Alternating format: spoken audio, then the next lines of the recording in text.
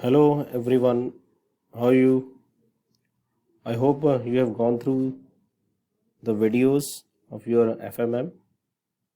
Now we are going to start new topic today in your financial market management. So before starting, I just try to recapitulate the things what we did in earlier video. In earlier video, you learned about your NSE membership and different kind of markets like debt market, capital market, derivative, future and options. Then we just understand your surrender of membership. If you want to surrender your membership, you can with your SEBI or stock exchange. Now today we are going to start our new terms. First we're gonna start with your suspension and expulsion of membership. Means there are a number of incidents. If these kind of incidents happened, then what kind of authority that SEBI or stock exchange is having, they can suspend or expel the members. You can see here it is mentioned, the exchange may expel or suspend if or one withdraw any of the membership of a trading member if it is guilty of contravention. Means if you are not following or obeying the laws, rules, regulations, non-compliance, disobedience, if or evasions of any kind of bylaws. So if these kind of things happens, then directly SEBI can suspend the membership of that members. What are the basis of suspension of membership? You can see there are different kind of grounds we have. One is your misconduct. A trading member is deemed guilty of misconduct if any of the following things happens: fraud, violation of provisions of any statute governing the activities, means law; improper conduct, failure to submit or abide by arbitration, failure to testify or give information sought by exchange or any committee or any other person authorized on that behalf. So if you are you can say that fails to abide the rules regulations of the stock exchange, if you are fails in any kind of contract, if you are not fulfilling your responsibility or obligations, then or a failure to submit your audited accounts, means any kind of if let's say if you are coming into audit or verification of accounts, you have to make your audit done by chartered accountant. So if these kind of things are happen, then your activities, your membership might be suspended. Second, you can see unbusiness like conduct. Business is having some kind of responsibilities also. If you are making any kind of errors or you're not fulfilling your obligations, then your activities, your membership might be suspended. Transaction or business dealings in fictitious name, means if you're not dealing right kind of name, if you're not dealing in the right kind of contract of your clients, fictitious names you're dealing with. Circulation of rumors, if you are indulging into rumors also, means you're trying to just upholding the price, you're trying to do insider tradings. So these kind of rumors are there. Market manipulation and rigging, if you're doing in hiking of prices also, if you're trying to just you can say there are different kind of sensitive informations, if you're trying to leak those informations, then you would be called guilty, you would be in guilty. So that's why your membership might be suspended. Dishonored checks, unprofessional conduct. So these are the basic things which are required to understand, or if these things come up in any membership, then your membership would not be there. Next, we are having some different terms. Let's understand those. Authorized person. Authorized person means those person, trading member of exchange, can appoint authorized person in capital market. Means these are the authorized person which would be work under stockbrokers. They are not having direct relations. They would not have any kind of direct relations between clients, but they just work under stockbrokers. These persons are called authorized persons. So we know that those person can what are the different persons who can become authorized person. Individual are there, partnership firms are there. This we understand in earlier videos also. I hope you can go through by yourself also this. Then we are having different terms also. We try to understand registration of sub-brokers. No sub-broker is allowed to buy, sell or deals in securities unless he or she holds a certificate of registration granted by SEBI. Means stockbrokers we know. Now sub-brokers means stockbrokers can appoint sub-brokers under him. But those sub-brokers can start selling or dealing in securities till the time they are not getting a certificate of registration granted by SEBI. So SEBI may grant certificate to sub-brokers subject to conditions. First, he should pay the fees in the prescribed manner. So because we know that once we understood that NSE membership, there was a process of that procedure of that getting membership. In the same way, there is a process also to get registered of a sub-broker. He should take adequate step for redress of grievances of investors. Means if any kind of complaints are there of investors, then that person has to solve, that person has to redress the same within 1 month of the date of the receipt of complaint. Means if any stockbroker is getting any kind of complaint regarding the settlement of dues, regarding the settlement of their contracts, then that stockbrokers has to just redress that grievance within 1 month of the receipt of the complaint. In case of any change of status and constitutions, if you are changing your status and constitution, the sub-broker should obtain prior permission of SEBI. Means if you are doing any kind of activities which you can say that is not mentioned in your certificates, then how could you start? Before starting that new activities, you have to get a permission from SEBI. He should be authorized in writing or by stockbroker being a member of stock exchange for affiliating himself in buying, selling or dealing of securities.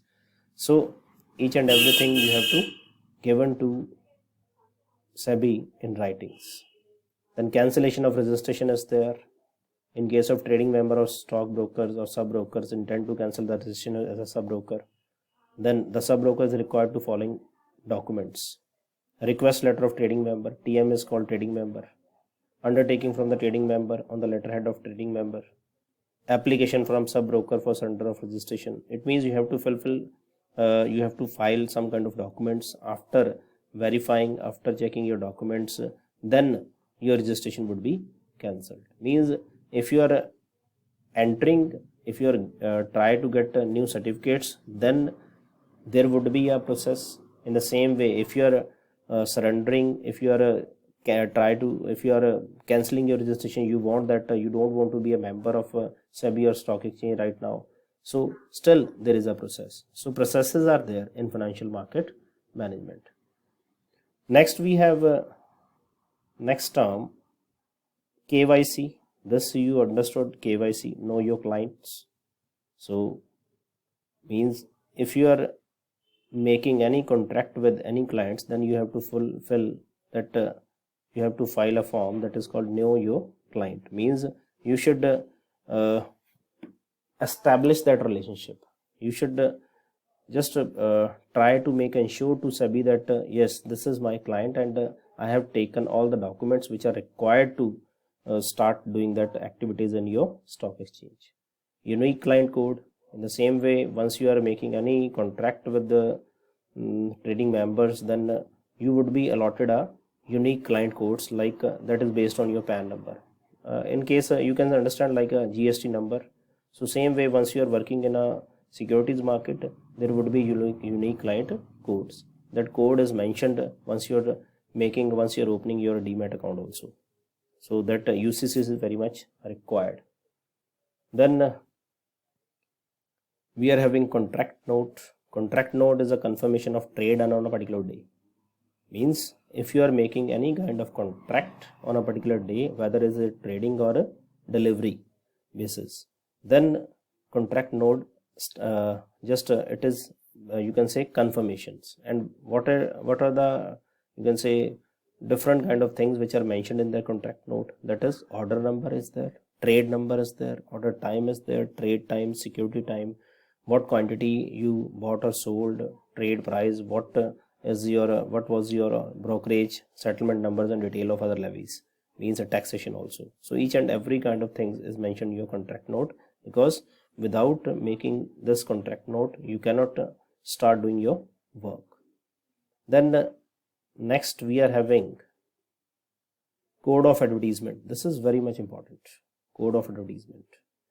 Trading member of the exchange, while issuing advertisement in the media, have to comply. If you become a trading members and you want to advertise your membership, yes, we are the members, and we are trying to helping our clients, and you just want to increase your clients, then what kind of advertisement and what code you have to bear with while advertise your membership. The code of advertisement is this is called a code of conduct or code of ethics, because once we are entering into any kind of new contract, then there might be some kind of rules and regulations you have to follow. So these code of conduct or code of advertisement is called rules and bylaws.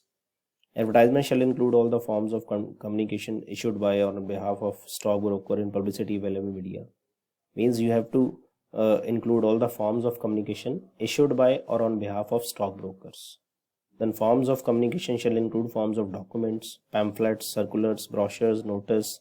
So each kind of things, newspaper, magazines, means because once you are promoting your membership, once you are giving any kind of advertisement, it means your clients and whosoever is going to enter into that contract on the basis of that advertisement understanding. Means let's say you just make a news and advertisement that we are having this membership, and this new IPO comes in, and people who wants to invest, that they can come to us, we support them. It means you are advertising and you are promoting yourself. So on the basis of that, people trying to enter into those contracts, they try to purchase those IPOs, initial public offer, or your right shares also. So newspapers, advertisement newspaper, magazines, SMS, telephone. So advertisement material shall contain. Now means these are the medias. Means these are the, you can say, basic medias you can use for your advertisement. Now point is, after doing this, what you can do, there is a material, advertisement material you have to see. Anything which is otherwise prohibited for application under the relevant act, means you cannot advertise those things which are totally prohibited by that act. So you have to see what kind of prohibitions are there. So you cannot advertise those things in the newspaper or any other kind of media. Statement which are false, you cannot making false informations, you cannot upload those false information, misleading information, biased or deceptive information on the basis of based on assumption projections, shall not contain any misleading, deceptive testimonials. So you cannot even mention, means you can say that this is called a right kind of advertisement should be there if you are advertising. So prior approval of the advertisement material to be obtained from stock exchange before issue. If you want to advertise, it means first approval is required from stock exchange before issue. So these things are required. No celebrity shall form part of advertisement material, means there would not be celebrities shall form part of advertisement or material. And if you want to add any one person, means like any kind of celebrities, still that is not allowed. Statistical information, charts, graph and use should be supplied by the source, if any.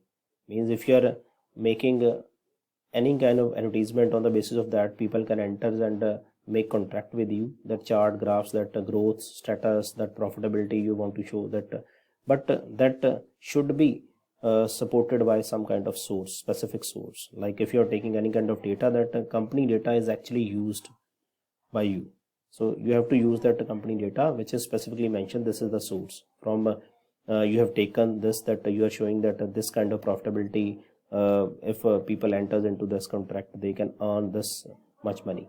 So these kind of things are required. So I hope you have understood the same. In next video we'll see some next thing or good things of financial management. If you have any query, then please feel free to ask in comment section. Till then, goodbye. Stay tuned for next. Thank you.